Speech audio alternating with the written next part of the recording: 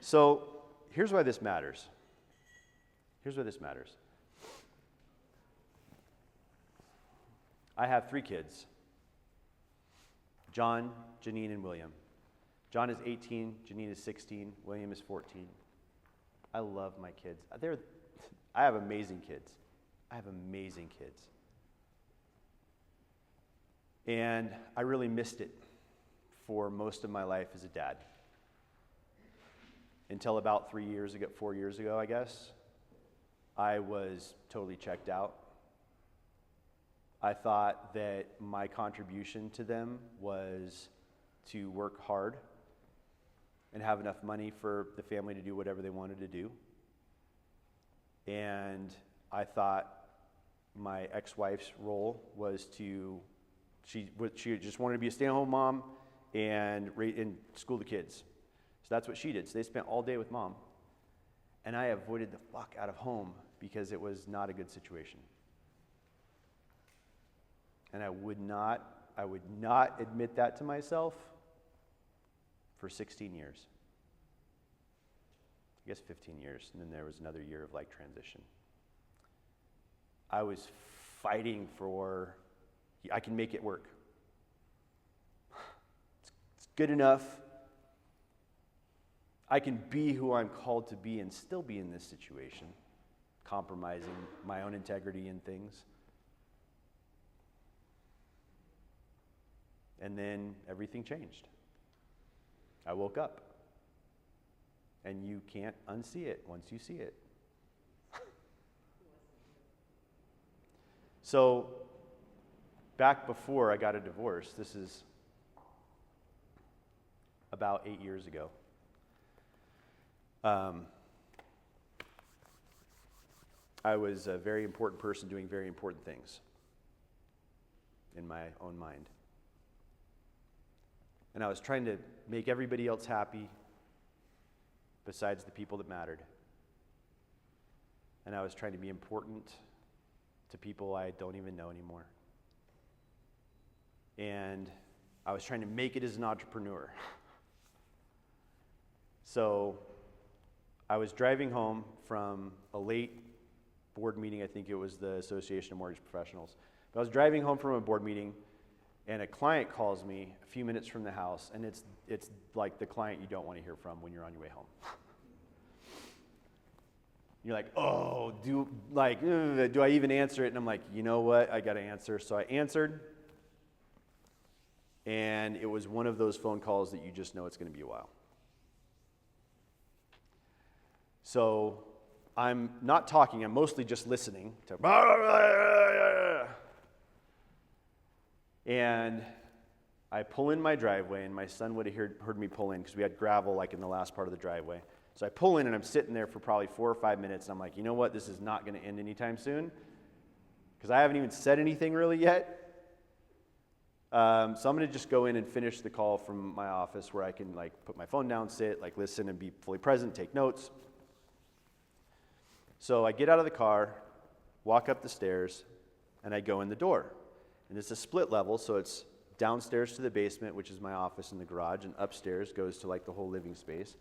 And on the stairs going up is my son, my youngest son. And he's 5 or 6 years old at the time. And he jumps up, and I hold on, bud, hang on. Dad's on the phone, as we do, right? And I walk downstairs, fully intending to wrap up the call, come back up, spend some time with him, play a little bit, put him to bed. Didn't happen. Probably another 60 to 90 minutes on the phone. But I saved the fucking day. I was a hero. To the guy that I don't even remember. And don't want to remember. And I come upstairs, and I get ready to do bedtime, but it's already after bedtime, so William's asleep. And I'm like, tomorrow I'll do better. Tomorrow I'll do better. How many times do you think I've said that? Tomorrow is a figment of our imaginations, right? It's always today. It's always today. And tomorrow it will be today. And on the other side of the door was this 5 or 6-year-old cutie pie, loved to snuggle, loved Legos, loved drawing, making shapes, playing with cars. And he was the youngest, and so his older brother and sister would have their own schoolwork that they would do. And William would finish his pretty quickly because it was easier. And he was only 5 or 6. And then he would do other projects, like, because he wanted to stay busy like his brother and sister. So he would make stuff with Legos or draw things or color things. And that day he made a Lego creation. And I don't even remember what it was, and I feel like shit for that. Because I didn't even look long enough to see what it was.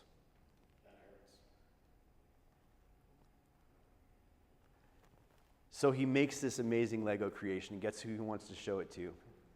Dad. Because Dad's awesome. Even if he's not around very much, when he is, I want his attention because Dad's awesome. Because dads are cool when you're a little 5 or 6-year-old boy. Why do you think he wants to show it to Dad? What does that 5 or 6-year-old boy want?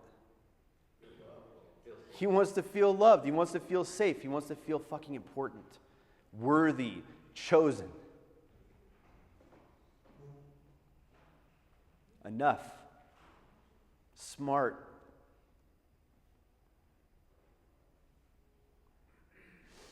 He wants Dad to be proud. He wants just this much of Dad's attention. Just this much. Because that's more than he usually gets. That would be enough.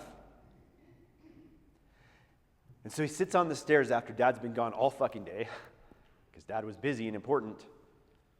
And he's sitting there because I was late, because after the board meeting, of course, people want to talk to me because I'm important. And I want to talk to them because it makes me feel important. So I'm coming home late, as I always am.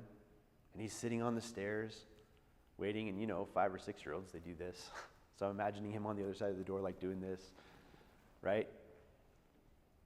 Mom telling him, Dad's not going to be home soon, probably. He never's on time. Just, come back up, eat your dinner.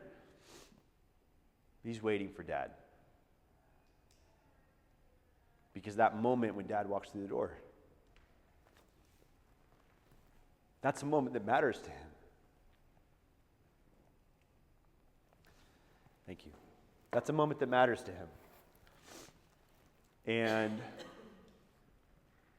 so he's sitting there waiting, and he hears Dad finally pulling the driveway. Gravel goes, he's like, Dad's home. Waiting. Because Dad's listening.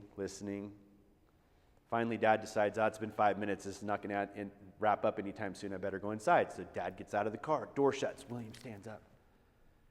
Here's Dad walking up the stairs to the door. He's super excited right now. Dad opens the door. He goes, Dad! And Dad gives him the finger. Not the middle finger, the worst finger. It's this finger. It's not the fuck you finger. It's the you don't fucking matter finger.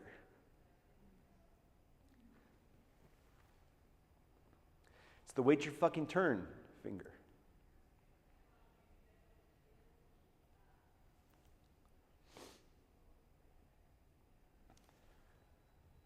And in that moment, his little heart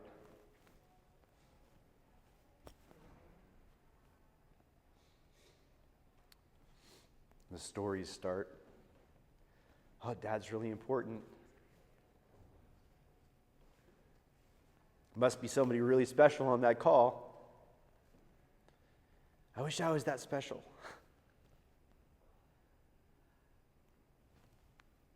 Maybe someday. Maybe tomorrow I won't ask for quite as much.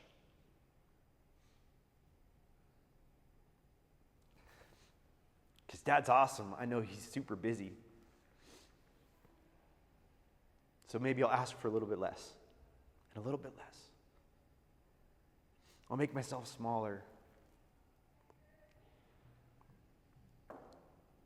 And those are the stories that shape our reality later. Those are the moments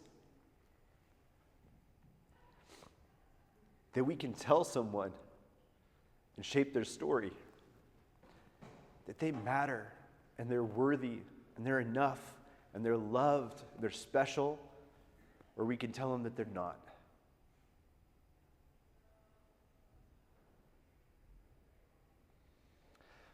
And guess what? When you're 5, and you hear something like that from dad enough, you start to believe it.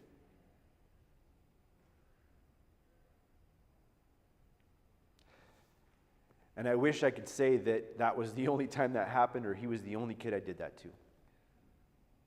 But that would be a flat-out lie. I did that for years. I didn't think about it. I was like, I'm just telling him to hang on, right? I've got stuff to do. I'll be up for dinner. I'll be up for bedtime if I can. Mom's there. She's got it. There's time later. There's time later. And I missed the moments that mattered. I missed being able to shape his reality, his stories about himself, in a way that leaves him feeling strong and empowered and important. And I did that for someone I don't even know. That's why choosing matters. Because guess what?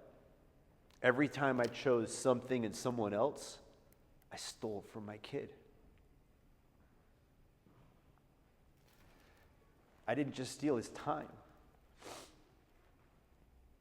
I stole his emotional well-being.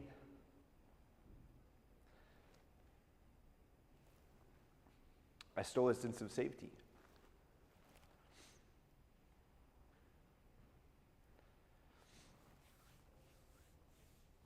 And I shouldn't have. But you know what? You can't go back. You can't go back. The point is not to go back and wish we would have all done it all differently and beat ourselves up as we do. Such an asshole.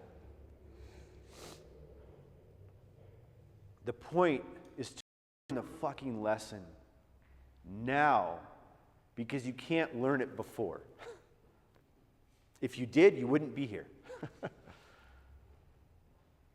And sometimes we have to relearn it and then relearn it a different way and then relearn it a different way and start to adapt it and mold it and implement it and apply it to our lives.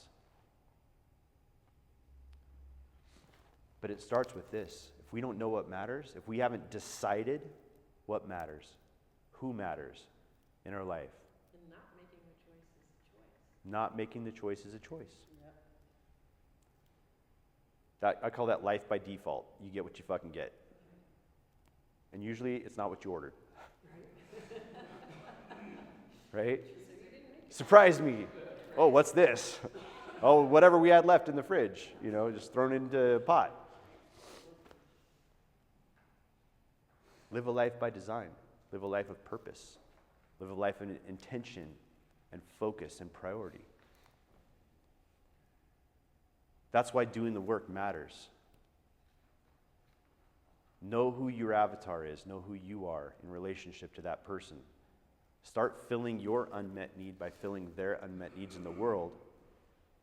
And guess what? You're not just going to do that with people in your business. You're going to do that with your family. Do you do things purposely to help Clay feel free? Right? I know she does, which is why I asked the question. The Long Forest Trail. They go on walks here. I guarantee you they feel free. And he feels safe and loved and valued.